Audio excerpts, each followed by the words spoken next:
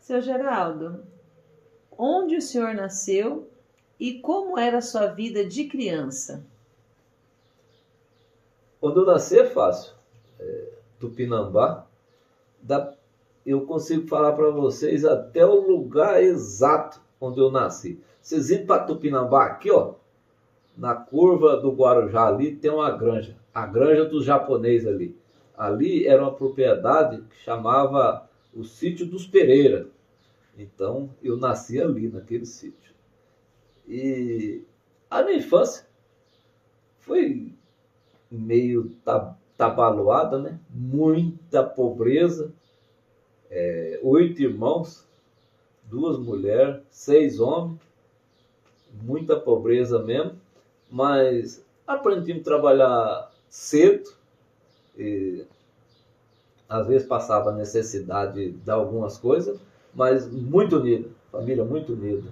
Meu pai é um homem sério, muito trabalhador, a minha mãe muito mais nova do que meu pai. A minha mãe, para vocês terem ideia, a idade dela aproximava mais do meu irmão mais velho do que do meu pai. O meu pai casou com 35, 36 anos e minha mãe com 14 anos. Então, era muito unido, muito unido. Apesar de minha mãe ser muito jovem, mas nós fomos uma família muito unida. Olá, seu Geraldo. Muito obrigado por participar do nosso projeto Memória Viva, preservando as memórias de Astorga e região. É um prazer ter o senhor aqui hoje compartilhando um pouquinho da nossa história. E para a gente começar, o senhor pode se apresentar, falar seu nome completo, idade? Eu me chamo Geraldo Ramos da Silva, estou com 64, sou de 1961. O senhor relatou um pouquinho, seu Geraldo, a respeito dos seus pais, dos seus irmãos. O senhor recorda qual que é a origem dos seus pais, de onde eles vieram, dos seus avós também, se o senhor recordar? Olha, os meus avós, eu não tive a sorte de conhecer nenhum dos meus avós. Não tive a sorte. O meu pai eu sei que ele veio de Minas, minha mãe também veio de Minas. O meu pai era uma mistura de africano com índio, bem moreno, e minha mãe é descendente de espanhol, provavelmente, bem clarinha. Agora, meus avós não tive a oportunidade de conhecer nenhum deles, não. Seu Geraldo, o senhor se lembra de alguma história que os seus pais contavam para você na sua infância que marcou sua memória? Ah, lembro. Porque na nossa época não tinha rádio, não tinha televisão, não tinha celular, não tinha luz elétrica. Então a gente vivia ouvindo causa, ouvindo história, e teve algumas que marcou bastante. Tinha uma história que a minha mãe contava, principalmente na Aquarela, na época de lobisomem, e ela contava para nós, eu não sei se é real, se é verdadeiro, ou se ela contava essas histórias só para evitar da gente sair à noite, né? Porque em volta da casa tudo escuro, mato, tudo. De repente contava só para a gente não sair. Ela contava a história de um lobisomem com uma moça nova, bonita, casou com um rapaz, mas não sabia bem a origem dele. E arrumou uma criança, arrumou um filho bonito, sadio. E um dia andando no mato, ia para um lugar longe, e de repente deu a hora do moço se transformar em lobisomem. Aí a moça, com a criancinha de colo, assim, tudo, ele falou: mulher, eu vou ter que ir no mato aqui, ter que dar uma entrada no mato aqui, tem uma árvore ali, você pega e sobe naquela árvore. Porque ele sabia que ele ia transformar. Mas a moça não sabia que ele se transformava. Eu falei: não, eu não precisa não, pode ir lá, eu espero você aqui. Não, é melhor você subir na árvore. Aí, tá, depois eu vejo. Aí ele foi pro mato. Aí passou 10 minutos, 15 minutos, 20 minutos e nada. De repente, a mulher com aquela criancinha no colo escutou o mato que vinha balançando. O mato vinha balançando e aquele barulho, assim. Aí ela saiu correndo e tentou subir na árvore. Ela tentou subir na árvore, mas com a criança de colo, e foi se agarrando e tentando subir, e o lobisomem veio. O lobisomem veio e ela tentando subir na árvore, aí aquelas mantas de renda que a criança estava enrolada, aí o lobisomem foi agarrando naquela manta e a moça subindo, aí o lobisomem puxou aquela manta e a criança veio junto. E o lobisomem acabou comendo a criança e a moça começou a chorar em cima da árvore, tudo. Aí o lobisomem, depois que comeu a criança, caiu pro mato. Aí a moça desceu dessa árvore, correndo e partiu para casa. E está lá chorando, e triste, aborrecida. Aí, altas horas, quase de madrugada, o marido dela chegou. O marido dela chegou, mas chegou muito cansado. E ela está lá desanimada, sem saber o que fazia. Tentou contar a história para ele, ficou meio assim, e ela não acreditava naquilo, meio passada. Daí ele falou para ela: ô fulana, senta aí, deixa eu deitar um pouquinho no seu colo, que eu estou muito cansado. Aí ela sentou assim, ele pegou e pôs a cabeça no colo dela, e de repente dormiu. Aí quando ele dormiu, aí ele abriu a boca. No que ele abriu a boca, ela olhou dentro da boca dele e viu que tinha tira daquela renda que a criança estava enrolada. Tinha tira nos dentes dele.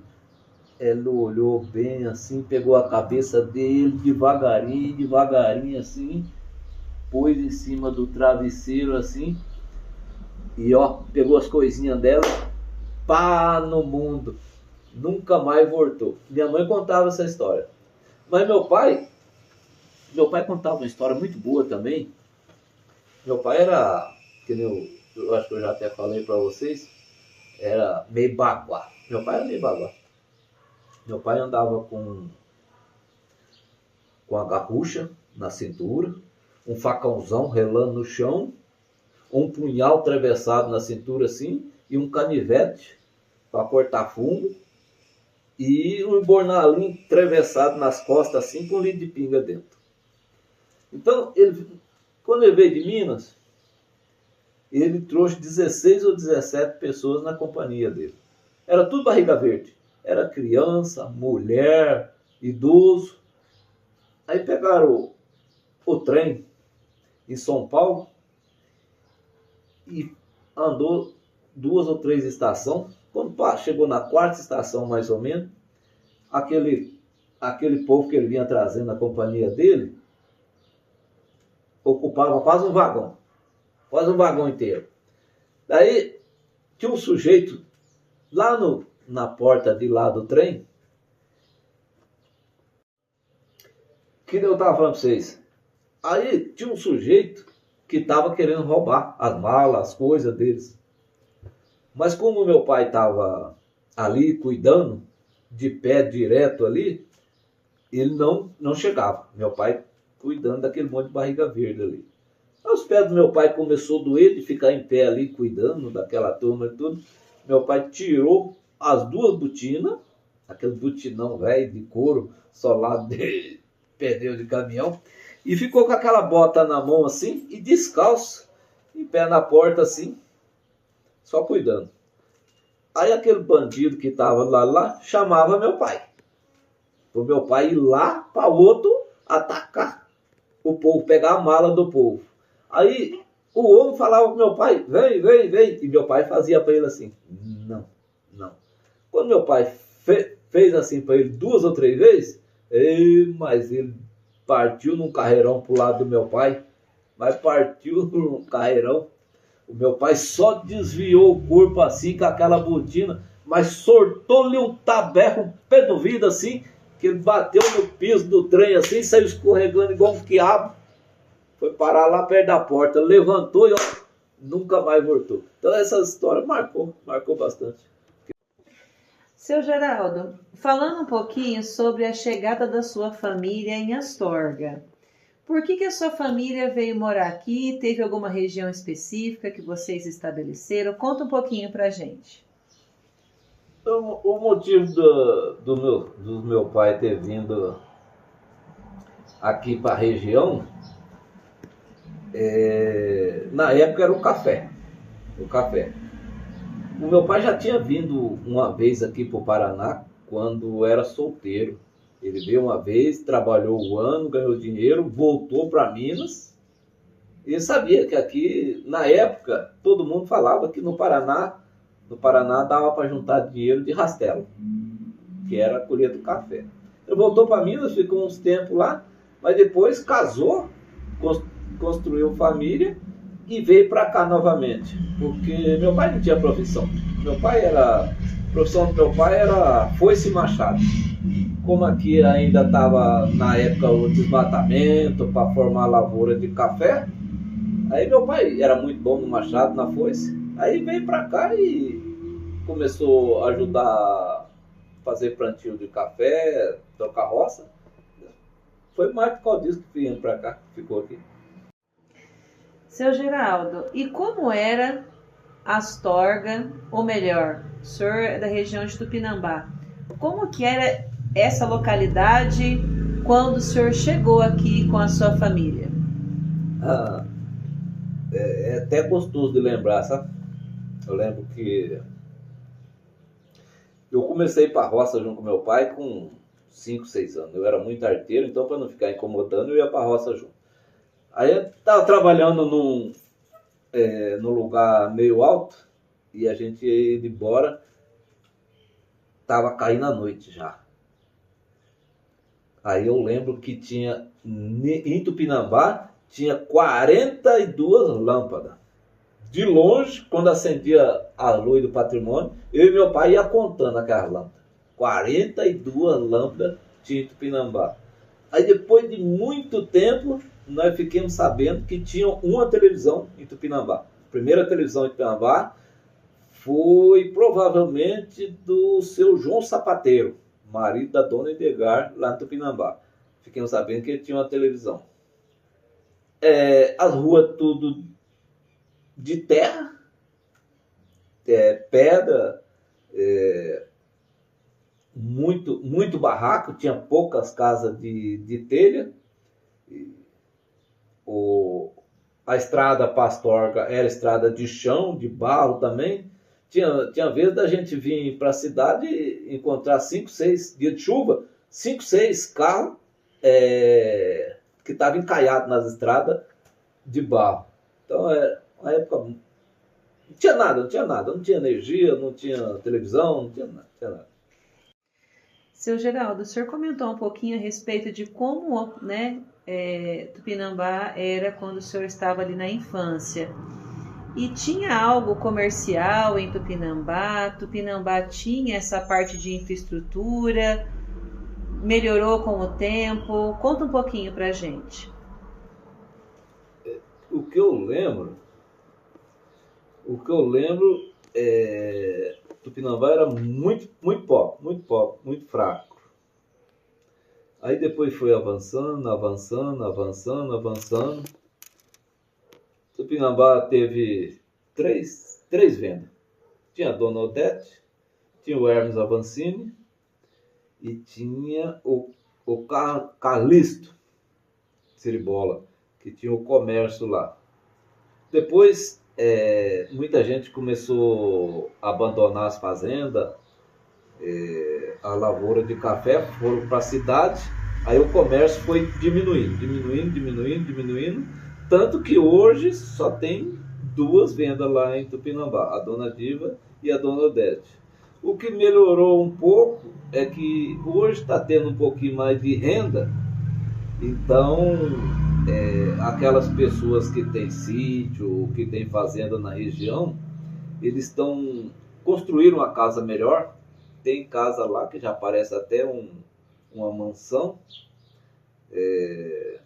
A Tupinambá passou por paralelepípedo. Por último, agora, o asfalto avançou até Tupinambá também, fez um asfaltinho bom em Tupinambá. Nesse ponto aí, avançou até bem.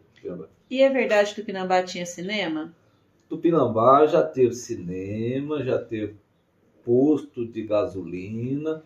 Tupinambá era bem avançado, bem avançado. Na época do Chemeréia, que era dono quase dessa região toda de Tupinambá ali, Tupinambá tinha muita coisa importante. Mas houve uma demanda política, que aquela estrada que passa lá por Guaraçu, ela era para passar por dentro do Tupinambá. Por dentro do Tupinambá. Mas por causa de política, não deixaram a estrada passar por dentro do Tupinambá, saiu e passa lá por Guaraçu para ir por Maringá. Aí muitas coisas que tinha em Tupinambá ficou defasado e aí andou para trás, mas já teve sim. Seu Geraldo, falando um pouquinho agora da vida cotidiana e... Trabalhei um tempo bom na cooperativa, mas a cooperativa de Astorga era complicado na época, muito complicado, salário muito baixo. Todo mundo que estava na direção só pensava no próprio bolso dele, metendo a mão na empresa.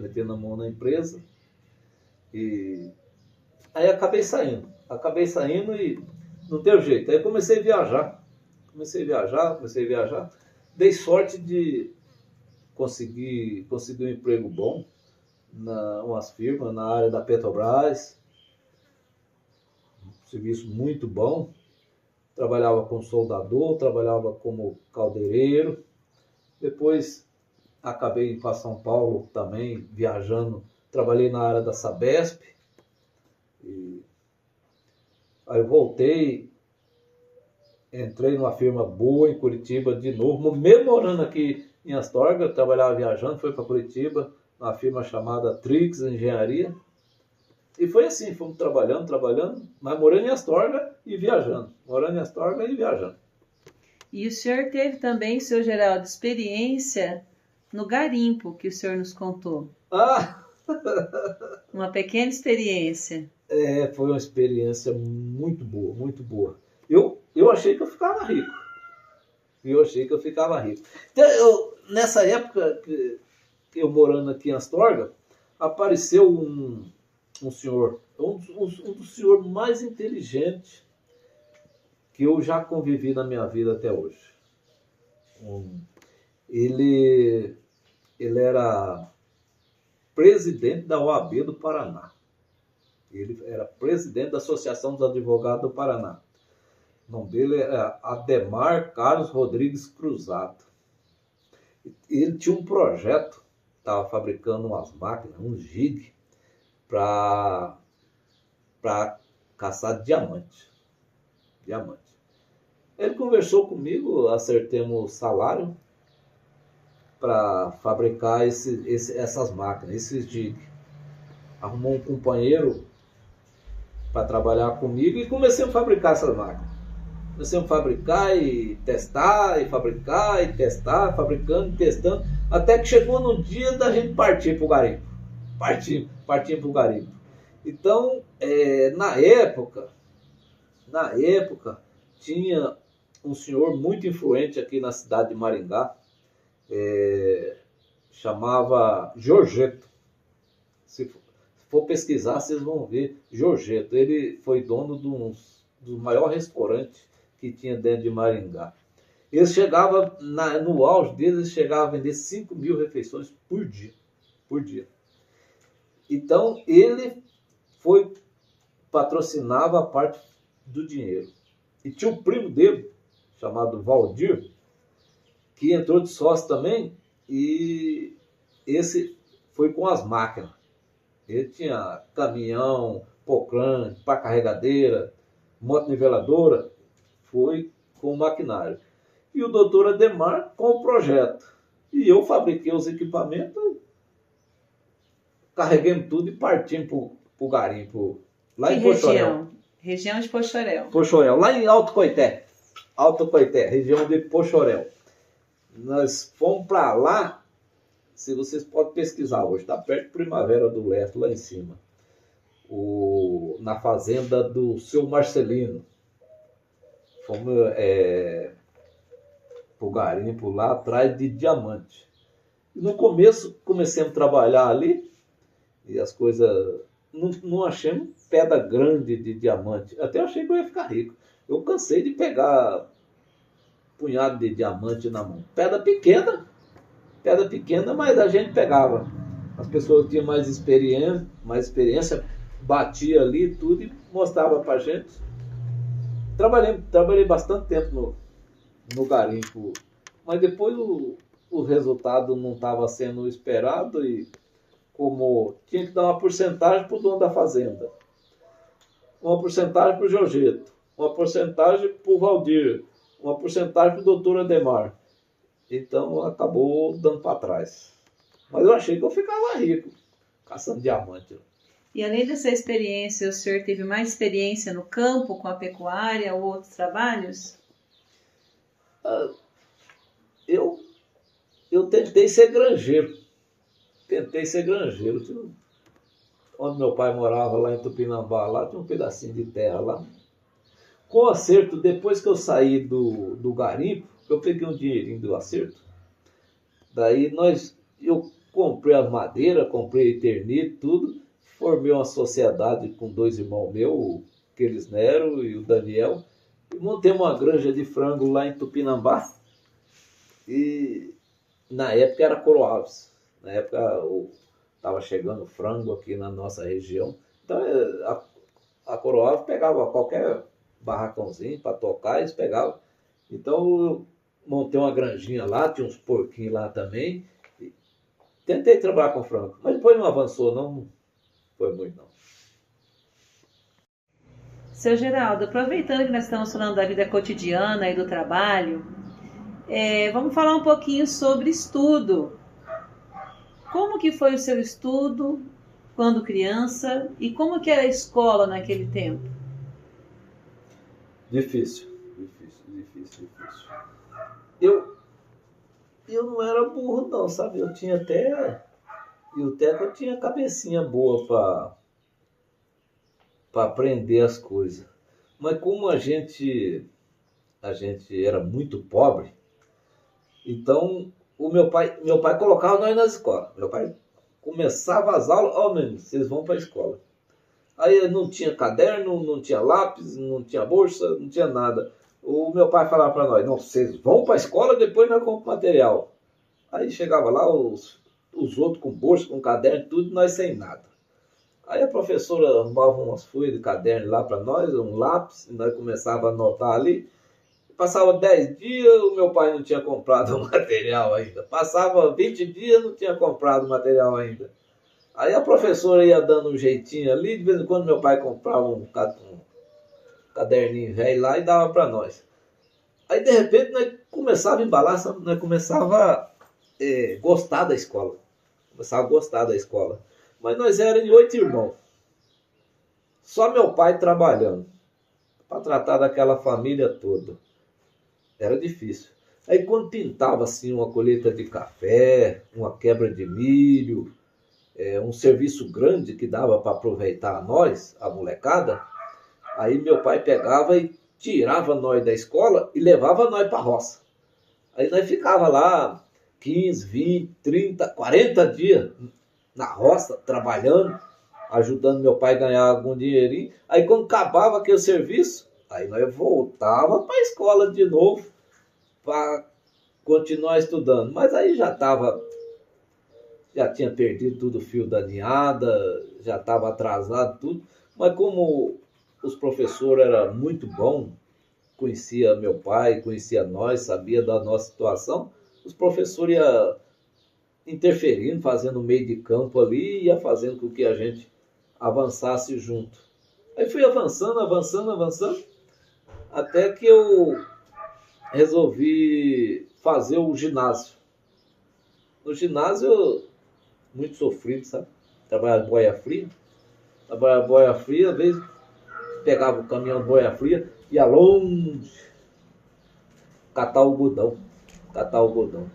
Então, quando o caminhão chegava mais cedo, dava tempo de tomar um banho, pegar a mochila e ir para o colégio, tudo bem. Mas tinha dia que atrasava, tinha dia que chovia, tinha dia que as coisas não davam certo. Chegava em casa às 7 horas da noite. Até que eu tomava banho, me ajeitava tudo. Eu chegava no colégio, as aulas já tinham começado. Quando era mais ou menos 10 e pouco nas últimas aulas, eu já estava cochilando também. Então, não teve um bom aprendizado, não. E, seu Geraldo, nessas muitas dificuldades que o senhor teve na sua vida escolar, o senhor conseguiu concluir os estudos do ensino médio, né, o antigo segundo grau? E o senhor lembra de alguma professora, algo da escola assim que marcou? O ginásio eu concluí. O ginásio eu concluí. O segundo grau, eu parti, quando eu fui para Curitiba, eu parti antes de terminar o segundo grau. Os professores, assim, que dizer que marcou, no começo, ali na infância, foi a Dona Helena, uma mulher baixinha de 1,45 m, casada com um homem de 1,80 m. Ali marcou muito. O meu primeiro presente na escola foi ela que me deu. No ginásio já, ali teve pessoas que marcou bastante. O sargento Orival dava aula de inglês, português. A dona Judite, mulher dele, dava aula de história. Outra professora que marcou muito também é a professora, a dona Lúcia. Dona Lúcia Bonini foi muito importante para a região inteira ali. Ela era uma baita de uma professora, um ser humano extraordinário. E uma pena que a gente não tinha cabeça e inteligência para seguir mais ela, porque a dona Lúcia era um exemplo. E depois, no segundo grau ali, como eu parti para fazer contabilidade, o que marcou muito foi o seu Manuel Irata. O seu Manuel Irata era o nosso professor de contabilidade. Um japonês, um baixinho de 1,60 m de altura, que geralmente ele dava as 2 aulas de contabilidade. Para você ter uma ideia, ele entrava na sala de aula só com um giz na mão. Um giz na mão. E ele dava as 2 aulas sem uma folha de papel, sem nada e sem errar nada de contabilidade. Então isso marcou muito. O japonês fora de série também. Seu Geraldo, e na sua infância e na sua juventude, como que as pessoas se divertiam? O divertimento nosso, se contar para essa molecada de hoje, eles até dá risada. Eu diverti, mas não diverti muito, porque eu comecei a namorar muito novo. Mas o divertimento era tomar banho no rio. Eu gostava muito de tomar banho no rio. Para vocês terem uma ideia, eu com, vamos pular 10, 11 anos, 12 anos, uma cegueira danada para aprender a nadar. Sabe o que a gente fazia? A gente pegava os peixinhos, pegava lambari e engolia vivo, porque alguém falou para a gente que se engolisse aqueles peixes vivos, a gente aprendia a nadar com mais facilidade. Então teve vezes, esses tubos de passar água do rio, assim, tudo, 15, 20 metros, nós entrava numa ponta e saía na outra lá, e às vezes tinha um homem de 30 anos, de 15 anos, de 20, todas as idades tomando banho no rio. Pescar também, a gente gostava muito de pescar, roubar fruta dos outros. Isso é o divertimento da gente. Às vezes correr atrás de bola, porque jogar bola nenhum de nós jogou, mas a gente corria atrás de bola. Outra coisa que a gente era muito bom, e eu fui muito bom mesmo, era brincar de salva. Eu, para brincar de salva, se caísse eu e um tal de Laércio de parceiro, podia esquecer. Porque nós era bom, para brincar de salva, nós era bom. E bola, pescar, tomar banho de rio. Outra coisa que eu fui muito bom também foi caçar estilingue e armar arapuca. Isso aí era nosso divertimento, era isso aí. E quando jovens, vocês tinham bailes ali na região de Tupinambá? Tinha baile para todo lugar, tinha baile. Onde tinha 20 metros quadrados cercado, botava um lampião a gás pendurado lá. Tinha um sanfoneiro na época, ele mora aqui na cidade, aqui, tal de Leucides. Ele tinha uma sanfona, uma baita de uma sanfona, ele era baixinho com aquele cabelão dele. Tivesse 20 metros quadrados assim, o salão pendurava um lampião e ele pegava aquela sanfona e ficava tocando e a turma passava a noite inteira dançando. Aí com o tempo foi avançando, aí não sei na época, acho que foi na época do João Sampieri, com o prefeito. Aí fez um clube lá em Tupinambá, saiu um clube lá em Tupinambá, daí já começou a fazer os bailes, as festas, aí o povo começou a dançar mais lá. Seu Geraldo, nós vamos conversar um pouquinho sobre família e relações sociais. Como foi a convivência com os seus vizinhos quando o senhor era criança, adolescente? Foi boa, porque na época a gente dava muito valor para um bom vizinho. Se dava muito bem com todos os vizinhos. Tanto que tinha um costume na época, se nós matasse um porco, se meu pai matasse um porco, a gente matasse um porco ali, os 5, 6 vizinhos mais próximos de nós ali, todos eles comiam um pedaço daquele porco. A minha mãe fazia as matulinhas, nem que fosse 1 quilo para cada um. Falava, ô Zé Ramos, você leva um pedaço de carne para o fulano. Ô Crisnelo, você leva um pedaço de carne para o fulano. Ô Gerardo, você leva um pedaço de carne para fulano. Então 5, 6 vizinhos ali acabava comendo um pedacinho daquele porco. E quando eles matavam, a mesma coisa com a gente. Então tinha dia que às vezes estava caindo na noite assim, todo mundo sem assunto ali, sem nada. De repente chegava um vizinho. E sentava, ô seu João, ô Dona Maria. Começava a prosear, a trocar ideia, daí a pouco já saía um café. Então a relação com os vizinhos era muito boa, tinha muita confiança. E, seu Geraldo, teve algum vizinho especial que participou da vida de vocês e que você queira falar, que você lembra, citar aqui nessa conversa? Cada vizinho tem cada vizinho tem uma lembrança. Tinha o seu Assis do lado de cima, que marca mais pela quantidade de fruta que ele tinha na chacrinha dele. De vez em quando a gente ia lá participar com ele. Tinha a dona Elisa, filha da dona Vicência, mãe do Manezinho, um colega meu, morava um pouco mais afastada, que tinha um pedacinho de roça, próximo da gente também.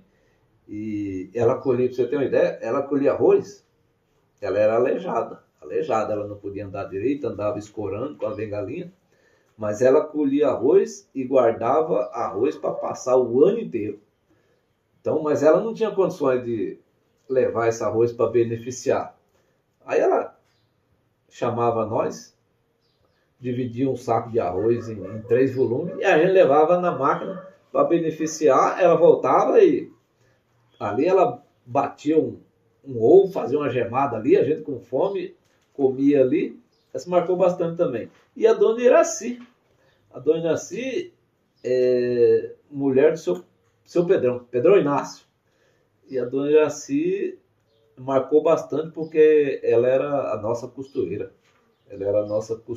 E toda época de São Pedro, eles faziam um quentão lá para nós, faziam uma brincadeirinha lá.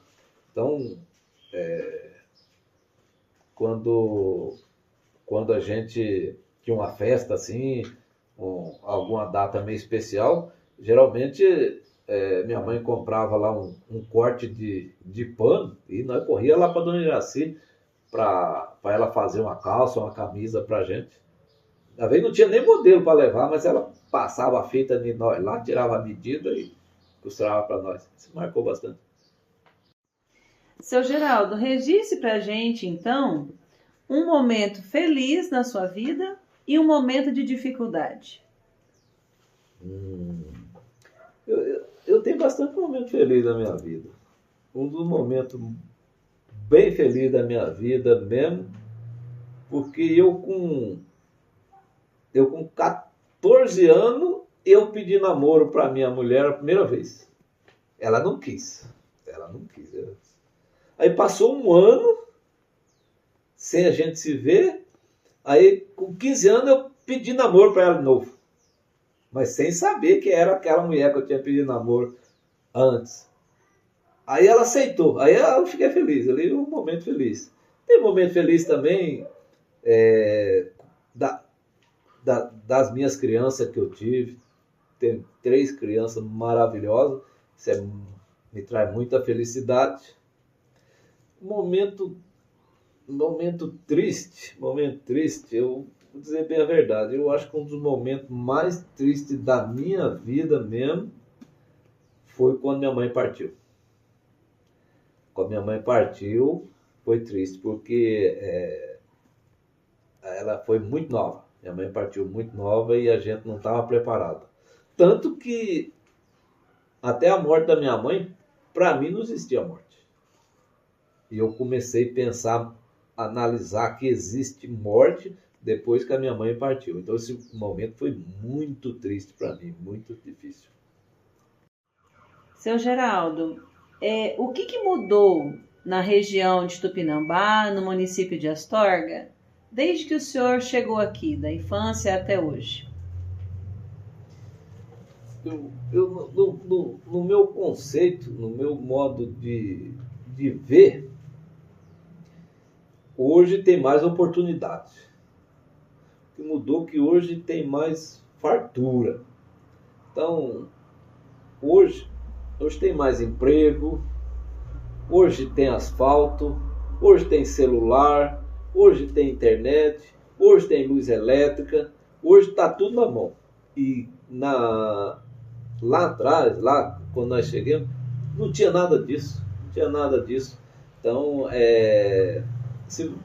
teve gente que pegava um saco de trigo daqui e levava lá em Rolândia para fazer farinha, para poder fazer pão.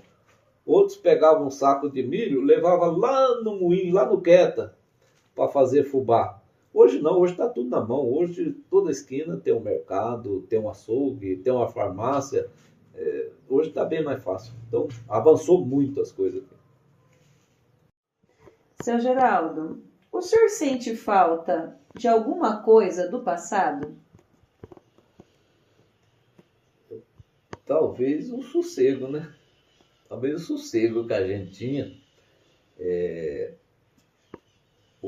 Aqueles vizinhos bons que a gente tinha, de contar causa, de contar história. Isso aí faz falta. Isso aí eu tenho saudade. Muita saudade. No resto, hoje, a modernidade hoje supera tudo isso aí.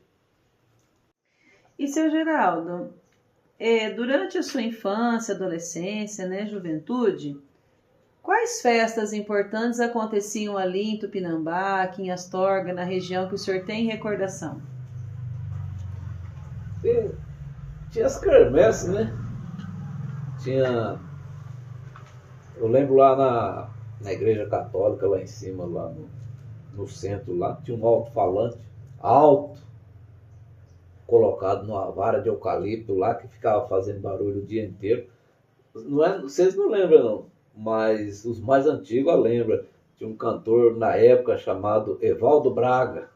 Ele tinha um sucesso bom e aquilo ficava tocando e cantando, tocando e cantando.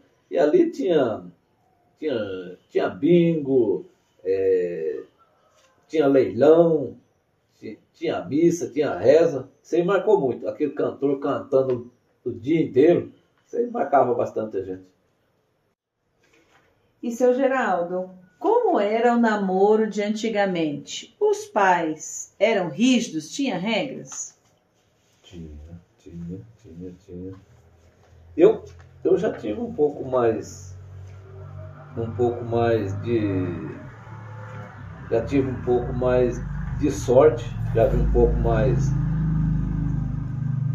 De liberdade. de liberdade, mas depois que eu comecei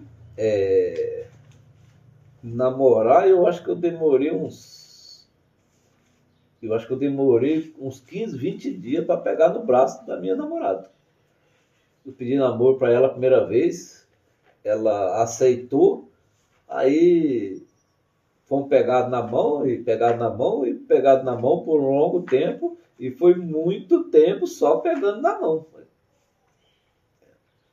Então os pais eram rígidos, exigiam.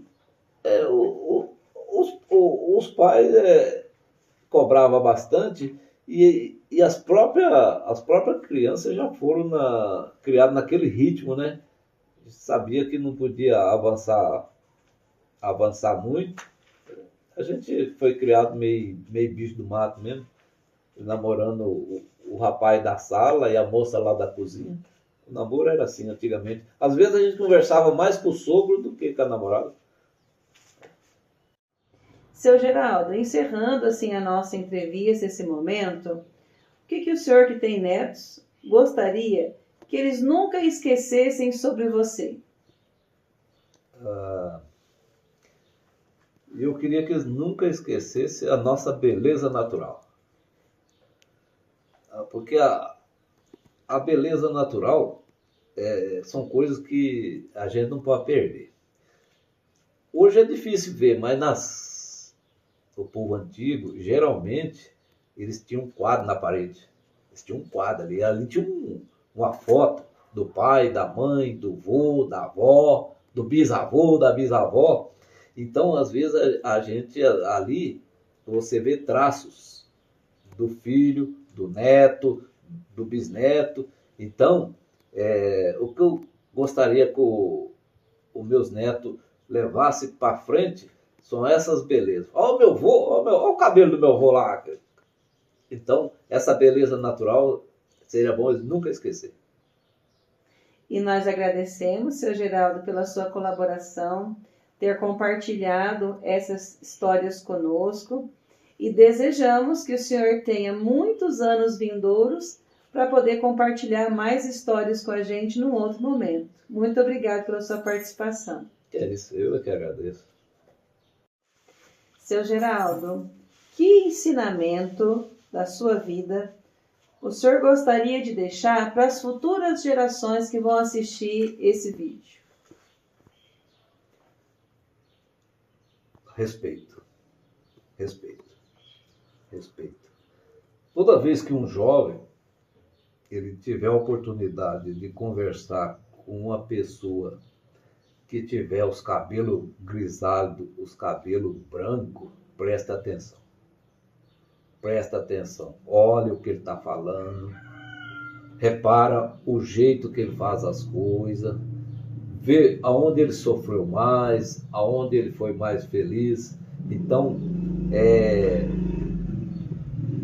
seja educado, seja simples e sempre respeite uma pessoa mais velha.